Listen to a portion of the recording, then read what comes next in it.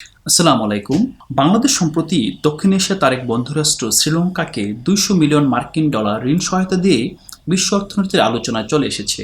বিশ্ব অর্থনীতিতে এখন বাংলাদেশের অর্থনীতির শক্তিমত্তার কথাই বারবার আলোচিত হচ্ছে। এটি একটি বিশেষ ধরনের ঋণ সহায়তা অর্থনীতিকে, যাকে বলা হয় কারেন্সি সোয়াপ। এর মানে হলো বাংলাদেশ শ্রীলঙ্কাকে ঋণ দিবে মার্কিন ডলারে, কিন্তু এই ঋণ সুদসহ ফেরত নেবে শ্রীলঙ্কান রুপিতে। সাধারণত কারেন্সি সোয়াপ করা হয় একটি দেশের অর্থনীতিকে বিশেষ অবস্থা, অর্থনীতি যখন বৈদেশিক মুদ্রা রিজার্ভের সংকটে থাকে তখন তার উত্তরণের জন্য কারেন্সি সোয়াপের ব্যবস্থা করা হয়। শ্রীলঙ্কার এই ঋণটি এই মুহূর্তে খুবই গুরুত্বপূর্ণ, কারণ যদি আন্তর্জাতিক বাজার থেকে শ্রীলঙ্কা ঋণটি নিতে যায় তাহলে তাকে চড়া সুদে ঋণ নিতে হবে এবং সেই ঋণটা আবার ডলারে ফেরত দিতে হবে, যেটা বাংলাদেশ শ্রীলঙ্কান রুপিতে ফেরত নেবে। বাংলাদেশের জন্য এই প্রথম বিশ্বের কোনো দেশকে ঋণ সহায়তা দিয়ে সহযোগিতা করার নজির। এটা নিঃসন্দেহে বাংলাদেশের অর্থনীতির জন্য একটি বড় মাইল ফলক। আমরা আজকের ভিডিওতে কথা বলবো শ্রীলঙ্কার সাম্প্রতিক ঋণ সংকট এবং কিভাবে শ্রীলঙ্কা আজকের এই অবস্থায় এসে পৌঁছালো। পাশাপাশি আমরা এও দেখার চেষ্টা করব বাংলাদেশের মতো ক্ষুদ্র অর্থনীতিগুলো শ্রীলঙ্কার ঋণ সংকট থেকে কিভাবে শিক্ষা নিতে পারে। হাজার বছর ধরে আমি পথ হাঁটিতেছি পৃথিবীর পথে, সিংহল সমুদ্র থেকে নিশীথের অন্ধকারে, মালয় সাগরে অনেক ঘুরেছি আমি, বিম্বিসার অশোকের ধূসর জগতে। রূপসী বাংলার কবি জীবনানন্দ দাশের কবিতার মাধ্যমে সিংহল সমুদ্র আমাদের কাছে প্রথম ধরা দেয়। সেই সিংহল সমুদ্রের দেশ শ্রীলঙ্কা। শ্রীলঙ্কা দক্ষিণ এশিয়ার একটি দ্বীপ রাষ্ট্র, যা আজকের ইন্ডিয়ার উপকূল থেকে 31 কিলোমিটার ভেতরে অবস্থিত। 1972 সালে অফিসিয়ালি নাম পরিবর্তন করার পূর্ব পর্যন্ত শ্রীলঙ্কাকে সিলন নামে ডাকা হতো। ব্রিটিশরা একে ডাকত ব্রিটিশ সিলন বলে। 1948 সালে শ্রীলঙ্কা ব্রিটিশদের কাছ থেকে স্বাধীনতা অর্জন করে। সিলন শব্দটি এসেছে তামিল ভাষার শব্দ সেরেনটিভু থেকে, যার অর্থ পাহাড়ি দ্বীপ। অন্যদিকে শ্রীলঙ্কা একটি সংস্কৃত ভাষার শব্দ যার অর্থ সুন্দর বা সাজানো দ্বীপ। ব্রিটিশরা চলে যাওয়ার পরও শ্রীলঙ্কার রাষ্ট্রভাষা 1956 সাল পর্যন্ত ইংরেজি ছিল। এরপর সংখ্যাগরিষ্ঠ জনসংখ্যার ভাষা সিংহলিকে রাষ্ট্রভাষার স্বীকৃতি দেওয়া হয়। সিংহলি সম্প্রদায় এই দেশের সংখ্যাগরিষ্ঠ জনগোষ্ঠী, যারা মোট জনসংখ্যার 75%। প্রাচীনকাল থেকে শ্রীলঙ্কা বৌদ্ধ ধর্মাবলম্বীদের তীর্থস্থান হিসেবে পরিচিত এবং বর্তমানেও দেশটির জনসংখ্যার প্রায় 70% বৌদ্ধ। এরপর রয়েছে হিন্দু, যারা 12.6% ও মুসলিমরা আছে 9.7%। স্বতন্ত্র সাংস্কৃতিক বৈশিষ্ট্য নিয়ে দেশটির উত্তর পূর্বাঞ্চলের 12% তামিল দেশের সর্ববৃহৎ সংখ্যালঘু সম্প্রদায়, যারা দীর্ঘদিন ধরে স্বাধীনতার দাবিতে আন্দোলন করে আসছিল। সংখ্যাগরিষ্ঠ সিংহলি কর্তৃক ভাষা ও সরকারি তামিলদের বঞ্চনার প্রতিবাদে সশস্ত্র তামিল জাতীয়তাবাদী স্বাধীনতা আন্দোলন শুরু হয় 1976 সালে এবং 2009 সালের সর্বশেষ সর্বাত্মক যুদ্ধে তামিল নেতা ভেলুপিল্লাই প্রভাকরণ নিহত হলে গৃহযুদ্ধের পরিসমাপ্তি ঘটে। 1948 থেকে 1977 সাল পর্যন্ত শ্রীলঙ্কার অর্থনীতি সমাজতান্ত্রিক মূল্যবোধের ধারায় পরিচালিত হয় এবং এর মধ্যে এটি একটি একরকম কল্যাণ অর্থনীতিতে রূপান্তরিত হয়। 1970 সালের শ্রীলঙ্কার সাধারণ নির্বাচনে নির্বাচিত হন বিশ্বের প্রথম নারী প্রধানমন্ত্রী শ্রীমাভো বন্দরনায়েকে, যিনি 1972 সালে একটি সংবিধান প্রণয়ন করেন এবং 1972 সালে প্রথম শ্রীলঙ্কার নাম সিলন থেকে রিপাবলিক অফ শ্রীলঙ্কা নামে অভিহিত করা হয়। কিন্তু 1977 সালে নির্বাচিত হয়ে আসেন জুনিয়াস রিচার্ড জয়াবর্ধনে এবং জয়াবর্ধন ক্ষমতায় এসেই একটি নতুন সংবিধান প্রণয়নের উদ্যোগ নেন এবং তিনি 6 মাস প্রধানমন্ত্রী পদে থেকে সংবিধান সংশোধনের মাধ্যমে রাষ্ট্রপতি শাসিত সরকার ব্যবস্থা চালু করেন এবং একই সাথে শ্রীলঙ্কার অর্থনীতিকে একটি পুঁজিবাদী ও বাজার অর্থনৈতিক ধারার দিকে রূপান্তরিত করেন। সে প্রেক্ষাপটে শ্রীলঙ্কার অর্থনীতিতে বেসরকারীকরণ, ব্যক্তি মালিকানার শিল্পকে উৎসাহিতকরণ ও ছোট ছোট বেসরকারি প্রতিষ্ঠানকে কর অব্যাহতি সহ নানান ধরনের সুযোগ সুবিধা দেওয়া হয়। শ্রীলঙ্কার অর্থনীতির অন্যতম প্রধান চালিকা শক্তি তার পর্যটন, তারপর আছে তার চা শিল্প, কফি, রাবার, নারিকেল, বিভিন্ন ধরনের স্পাইস এবং মশলার জন্য অনেক আগে থেকেই বিখ্যাত ছিল। দেশটির মোট জিডিপি বা দেশজ উৎপাদনের মোট 58% আসে সেবা খাত থেকে এবং শিল্প খাত থেকে আসে 28% ও কৃষি থেকে আসে 12%। অন্যদিকে শ্রীলঙ্কার অর্থনীতির মোট শিল্প প্রতিষ্ঠানের 85% ব্যক্তি মালিকানাধীন। তো আমরা বলতেই পারি শ্রীলঙ্কা একটি পরিপূর্ণ বাজার অর্থনীতি, যেখানে মাত্র 15% ব্যবসা প্রতিষ্ঠান সরকার কিংবা সরকারের বিভিন্ন অঙ্গ প্রতিষ্ঠান নিয়ন্ত্রণ করে থাকে। শক্তিশালী অর্থনীতি হিসেবে শ্রীলঙ্কার উত্থান মূলত একবিংশ শতাব্দীর শুরুতেই 3 থেকে 2016 সাল পর্যন্ত শ্রীলঙ্কার অর্থনীতি গড়ে প্রতি বছর 6% হারে বৃদ্ধি পায় এবং 2005 থেকে 2011 সালের মধ্যে শ্রীলঙ্কার অর্থনীতির অথবা শ্রীলঙ্কার মাথাপিছু জনগণের মাথাপিছু আয় দ্বিগুণ হয়ে যায়। একই সময়ে শ্রীলঙ্কার কলম্বো স্টক এক্সচেঞ্জ, যেটি দেশের সবচেয়ে বড় স্টক মার্কেট, সেটার যে মার্কেটের সাইজ, যে মার্কেটের আকার 4 গুণ বড় হয়। পাশাপাশি এই সময়ের ভিতরে আমরা দেখি যে অনেক বাজেট ঘাটতি প্রায় দ্বিগুণ হয়ে যায়, কিন্তু উন্নয়নের সুফল জনগণ পেতে থাকে। দারিদ্র্যের হার একেবারেই কমে যায়। আমরা 2016 সালের তথ্য অনুযায়ী দারিদ্র্যের হার 4% নিচে নেমে আসে। আর অন্যদিকে 0.78 স্কোর নিয়ে উন্নয়ন সূচকে শ্রীলঙ্কা দক্ষিণ এশিয়ার অন্যান্য দেশগুলোর চেয়ে সবচেয়ে এগিয়ে আছে। International bank for reconstruction and development, IBRD, যেটাকে আমরা সাধারণত বিশ্ব ব্যাংক নামে চিনে থাকি, সেই বিশ্ব ব্যাংক পৃথিবীর দেশগুলোকে মাথাপিছু আয়ের ভিত্তিতে 4টি ক্যাটাগরিতে ভাগ করে: নিম্ন আয়ের দেশ, নিম্ন মধ্যম আয়ের দেশ, উচ্চ মধ্যম আয়ের দেশ এবং উচ্চ আয়ের দেশ। তো সেই প্রেক্ষাপটে 1997 সালে প্রথম শ্রীলঙ্কা নিম্ন আয়ের দেশ থেকে মধ্যম আয়ের দেশে রূপান্তরিত হয়। অবশ্য তখন উচ্চ মধ্যম আয় ও নিম্ন মধ্যম আয়ের বলে আলাদা কোনো ভাগ ছিল না। তখন মোটা দাগে 3টি ভাগ ছিল: নিম্ন আয়ের দেশ, মধ্যম আয়ের দেশ এবং উচ্চ আয়ের দেশ। তো আমরা দেখি 1997 সালে শ্রীলঙ্কা প্রথম মধ্যম আয়ের দেশের ক্যাটাগরিতে চলে যায়। 2018 সালে শ্রীলঙ্কার মাথাপিছু আয় ছিল $3,968, যেটি 2019 সালে কমে দাঁড়ায় $3,741। অথচ 2019 সালে বিশ্বব্যাংক শ্রীলঙ্কাকে মাথাপিছু আয়ের প্রেক্ষিতে আপার মিডল ইনকাম গ্রুপ বা উচ্চ মধ্যম আয়ের গ্রুপে ক্লাসিফাই করেছিল। কিন্তু নেতিবাচক অর্থনৈতিক প্রবৃদ্ধির প্রেক্ষাপটে আবার শ্রীলঙ্কা নিম্ন মধ্যম আয়ের দেশে ঢুকে পড়ে। এই ঘটনায় যদিও মূল দায় করোনার, কিন্তু এই পরিস্থিতি সৃষ্টিতে ভূমিকা রেখেছে শ্রীলঙ্কার ঋণ সংকট। পৃথিবীতে খুব কম অর্থনীতি এক বছরের ব্যবধানে একটা গ্রুপে ওঠার পর আবার পরের বছর নেমে গিয়েছে। একটি দেশ আন্তর্জাতিক বাজার থেকে কত শতাংশ হারে ঋণ নিতে পারবে সেটা নির্ভর করে দেশটির উপরে অন্যান্য দেশের কত আস্থা আছে, অথবা তার সে ঋণ যে পরিশোধ করতে পারবে তার কতটুকু গ্যারান্টি আছে। এই রিস্ক অ্যাসেসমেন্টের জন্য পৃথিবীতে কিছু স্বীকৃত ক্রেডিট রেটিং এজেন্সি আছে। এই ক্রেডিট রেটিং এজেন্সি যদি কোনো দেশকে স্বীকৃতি দান করে যে দেশটির ক্রেডিট রেটিং ভালো, তাহলে দেশটি খুব সহজেই আন্তর্জাতিক বাজার থেকে ঋণ নিতে পারে। আর যদি ক্রেডিট রেটিং এজেন্সি র্যাঙ্কিং করে যে দেশটি অর্থনীতি দুর্বল অবস্থায় আছে অথবা ভালনারেবল অবস্থায় আছে, তাহলে দেশটিকে বিশ্ব বাজার থেকে ঋণ নিতে গেলে উচ্চ হারে সুদ দিতে হয়, এবং একই সাথে তার ঋণের যে সংস্থান তারা ইচ্ছা করলেই বিভিন্ন জায়গা থেকে ঋণ নিতে পারে না। 2020 সালে ক্রেডিট রেটিং এজেন্সিগুলোর প্রায় সবগুলোই শ্রীলঙ্কা রেটিং কমিয়ে দেয়।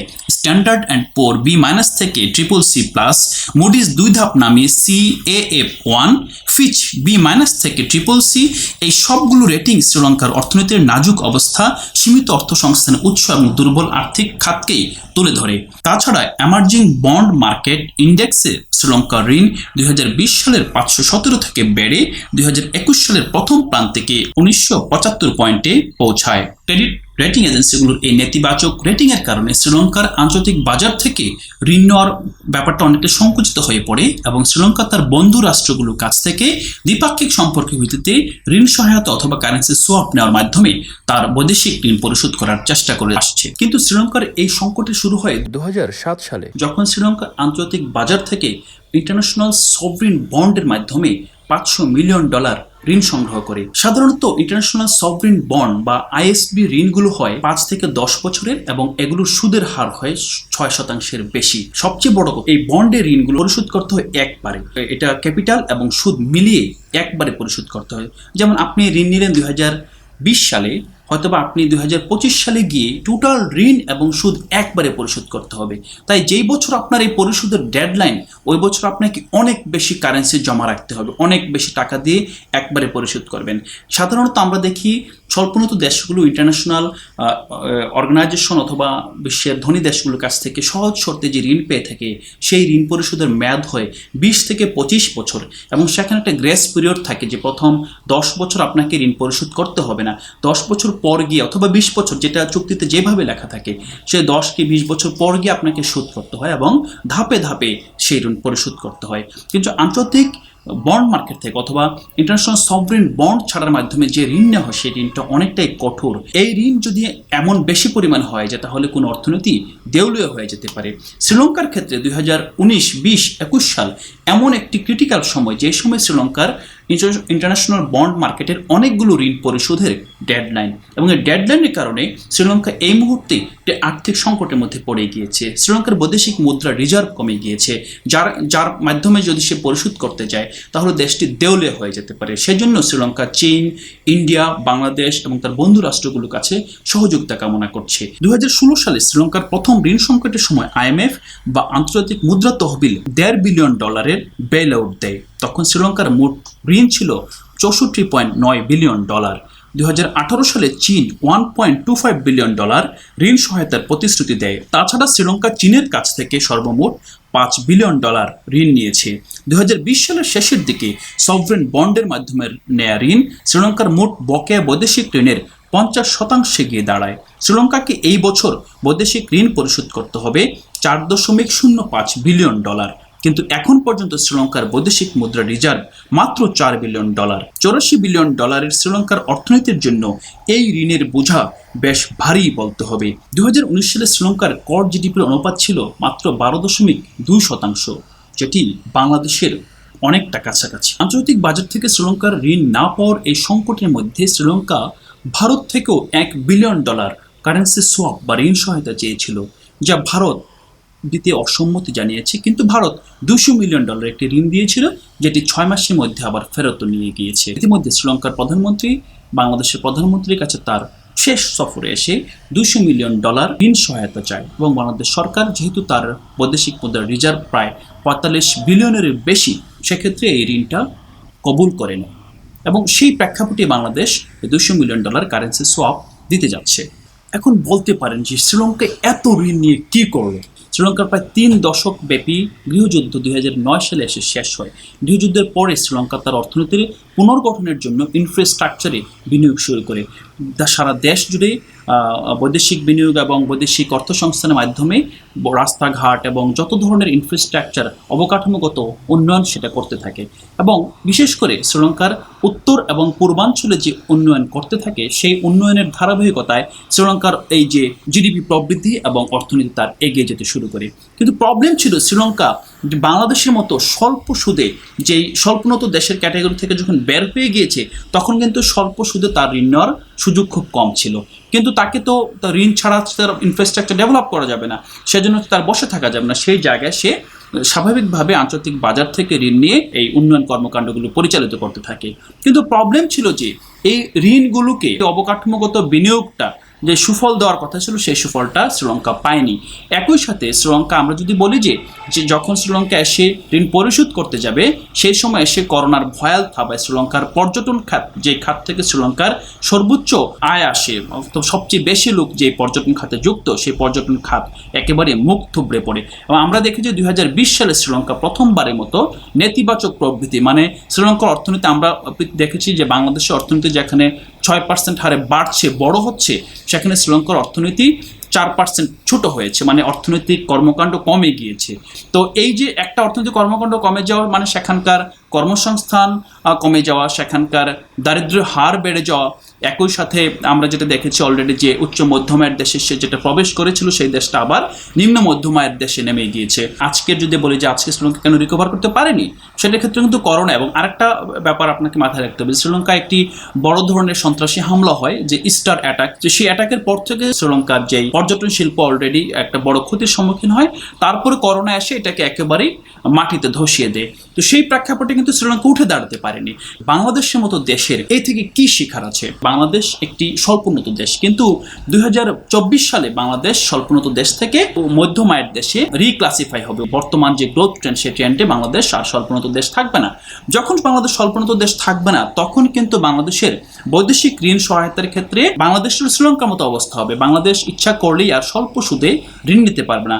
বাংলাদেশ অনেকগুলো বৈদেশিক অর্থ সংস্থান অথবা অনেকগুলো আমরা যেই এক্সপোর্ট করি, আমাদের বেশিরভাগ এক্সপোর্ট পশ্চিমের দেশগুলো বাজারে, যেখানে আমরা স্বল্পোন্নত দেশ হিসেবে একটি এক্সট্রা বেনিফিট অথবা আমরা প্রেফারেন্সিয়াল একটা কোটা পেয়ে থাকি, যে কোটাটা আমরা হারিয়ে ফেলবো।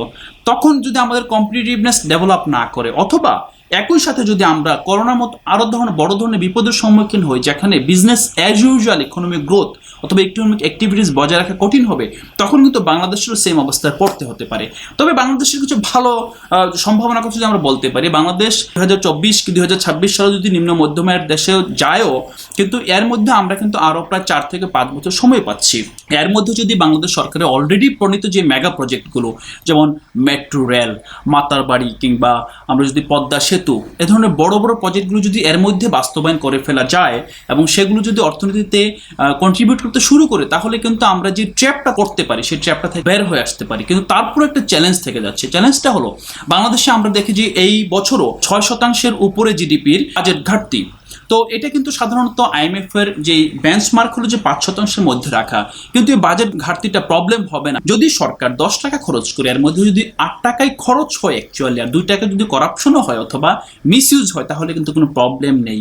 কিন্তু যদি হয় 10 টাকার ভিতরে 6 টাকা চলে যায় অথবা 4 টাকার কাজ হয়, এবং এই 6 টাকার মধ্যে যদি যেহেতু 6 টাকা কালো টাকায় যোগ হয়, যদি এটা বেশিরভাগ দেশের বাইরে চলে যায়, তাহলে কিন্তু অর্থনীতির ক্ষতির সম্মুখীন হবে।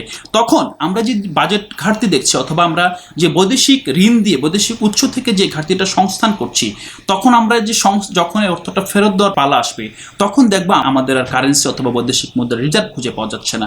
পাশাপাশি আরেকটা বিষয় মাথায় রাখতে হবে, বাংলাদেশের সবচেয়ে বড় অথবা অর্থনীতির প্রাণ ভ্রমরা হলো রেমিটেন্স।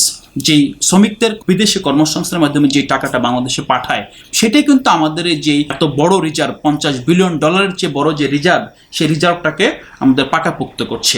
করোনার কারণে বিভিন্ন যেমন ভারত, পাকিস্তান, অন্য দেশগুলো যখন মধ্যপ্রাচ্যের মার্কেটগুলোতে তার শ্রমিক পাঠাতে পারছে না, তখনও কিন্তু বাংলাদেশ তার সুসম্পর্কের কারণে বিভিন্ন দেশে শ্রমিক পাঠাচ্ছে। কিন্তু সাম্প্রতিককাল আমরা দেখি যে টিকার সংস্থান না করতে পারার কারণে আমাদের শ্রমিকরা বাংলাদেশ থেকে তার ডেস্টিনেশনে গিয়ে 1 সপ্তাহ 14 দিন সে কোয়ারেন্টাইনে থাকতে হচ্ছে, যে কস্ট তার টিকেটের কস্টের চেয়ে দ্বিগুণ। আমাদের লাস্ট পঞ্চবার্ষিক পরিকল্পনা ছিল যে প্রতি বছর 6 লক্ষ শ্রমিক দেশের বাইরে কাজ করতে যাবে, কিন্তু আমরা দেখি যে করোনার কারণে অলরেডি এই শ্রমিক সংখ্যা 1 লাখেরও নিচে নেমে এসেছে, এবং আমরা ভবিষ্যতে কী হবে তা জানি না। যদি কোনো কারণে রেমিটেন্স প্রবাহে ভাটা পড়ে, তখন কিন্তু বাংলাদেশের বৈদেশিক মুদ্রার রিজার্ভটা এত সুন্দর এত ফুলে ফেপে থাকবে না, তখন আমরাও কিন্তু সে ধরনের সমস্যার সম্মুখীন হতে পারি। তাই বাংলাদেশের মতো দেশগুলো যে কাজটা করতে পারে যে অবকাঠামোর জন্য ঋণ নেওয়া যাবে, কিন্তু ঋণের ব্যবহার হতে হবে যথাযথ, এবং একই সাথে তার যে সেক্টরগুলো অর্থনীতিকে টিকিয়ে রাখতে পারে, যেমন রেমিটেন্স এবং ইন্টারনাল কর্মসংস্থান এবং যেই ইন্টারনাল কনজামশন, আমরা বলতে পারি যে ডোমেস্টিক কনজামশন, মানুষের পারচেজিং পাওয়ার যেটা, সেই পাওয়ারকে টিকিয়ে রাখা, এবং এখানে বিভিন্ন ধরনের অ্যাক্টিভিটিসের মাধ্যমে অর্থনীতিকে সচল রাখার মাধ্যমে কিন্তু আমরা এই আমাদের জিডিপি প্রবৃদ্ধি, পাশাপাশি আমাদের যে রেমিটেন্সের ফ্লো এর মাধ্যমে যে সামগ্রিক অর্থনৈতিক ভিত্তি, এটাকে শক্তিশালী রাখতে পারি। তাহলে কিন্তু আমরা ইভেন যদি আমরা ঘাটতি বাজেট কিংবা বৈদেশিক মুদ্রার মাধ্যমেও যদি উন্নয়ন করি, তাহলে এই ধরনের অবস্থার সম্মুখীন হব না। তবে একটা বিষয় আমাদেরকে মাথায় রাখতে হবে যে বাংলাদেশ আজকে যে অবস্থায় আছে, হয়তো আমরা বলছি শ্রীলঙ্কা কিন্তু 1997 সালে মধ্যমের দেশে পৌঁছে গিয়েছিল, 2019 সালে এসে সে যখন দেখে যাচ্ছে উচ্চ মধ্যমের দেশে যাচ্ছে, আবার সে নেমে গিয়েছে। আমরা আবার দেখি 2016 সালে শ্রীলঙ্কার পভার্টি 4% নেমে গিয়েছিল, যেটা এখন আবার 10%-এর চেয়ে বেশি উঠে গিয়েছে। সো উন্নয়নটা যে এরকম না যে আমরা এগিয়ে গিয়েছে আর পিছাতে পারবো না, এটা কিন্তু এগিয়ে যাওয়া পিছিয়ে যাওয়া দুটার মধ্যে হয়। শুধু শ্রীলঙ্কা না, আপনি যদি দেখেন ভেনেজুয়েলা কিংবা বিশ্বের অন্যান্য আরও অনেক দেশ আছে যারা এগিয়ে ছিল, একসময় খুব ভালো প্রবৃদ্ধি অর্জন করেছিল, যারা পিছিয়ে এসেছে। সো আমাদের প্রতিবেশী দেশকে আমরা সহযোগিতা করছি, এটা যেমন গর্বের ব্যাপার। যদি আমরা আবার কারো কাছে সহযোগিতার জন্য যাই, সেটা গর্বের ঠিক উল্টোটা হবে। একটি দেশ তার অর্থনৈতিক উন্নয়নের বিভিন্ন পর্যায়ে যদি তার দক্ষতার সমন্বয় না করতে পারে, বৈদেশিক বিনিয়োগ না আকর্ষণ করতে পারে, এবং একই সাথে তার যদি ব্যবসায়িক যে কম্পিটিটিভ ইন্ডেক্স, সেই ইন্ডেক্সে ভালো না করতে পারে, অথবা তার আমলাতান্ত্রিক জটিলতার থেকে যদি ব্যবসায়ের পরিবেশ না তৈরি করতে পারে, তাহলে যে কোনো দেশ যে কোনো সময় হোঁচট খেতে পারে। সো বাংলাদেশ, যেহেতু বাংলাদেশকে আগে এটা বলা হতো বাস্কেট কেস বলা হতো, তারপর বলা হতো ডেভেলপমেন্ট পাজল।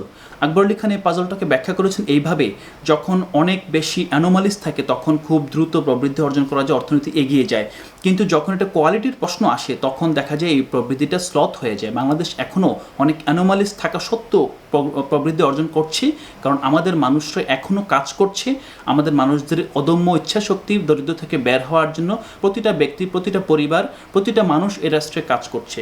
কিন্তু একটা লেভেলের পরে কিন্তু তার হাতে অনেক বেশি অপশন থাকবে তা না। সো আমরা যদি আমাদের যে ইন্ডাস্ট্রি আছে, ইন্ডাস্ট্রিকে দক্ষতার মাধ্যমে অথবা আমরা ফ্যাক্টর বেসড যে প্রোডাকশন থেকে আমরা যদি এফিসিয়েন্সি বেসড প্রোডাকশন না যেতে পারি, পাশাপাশি যদি ব্যবসায়িক পরিবেশ উন্নয়ন না করতে পারি, স্টক মার্কেটকে যদি আমরা এফিসিয়েন্ট না করতে পারি, একই সাথে বিদেশে আমাদের শ্রমবাজারকে যদি সুসংহত করতে না পারি, দেশে যদি কর্মসংস্থান বাড়াতে না পারি, তাহলে কিন্তু আমাদেরও সেই অবস্থায় পড়তে হতে পারে। আমরা আশা করব যে বাংলাদেশ অর্থনীতি কখনো এই ধরনের অবস্থায় পড়বে না এবং আমরা খুব দ্রুতই সরকারের প্ল্যান অনুযায়ী শীর্ষ অর্থনীতির দিকে এগিয়ে যাব। স্বাভাবিকভাবে অনেকগুলো তথ্য নিয়ে কথা হয়েছে, যদি কোনো তথ্যে কোনো ভুল থাকে অবশ্যই কমেন্টে আমাদের জানিয়ে দেন, আমরা কারেকশন করার সর্বোচ্চ চেষ্টা করব।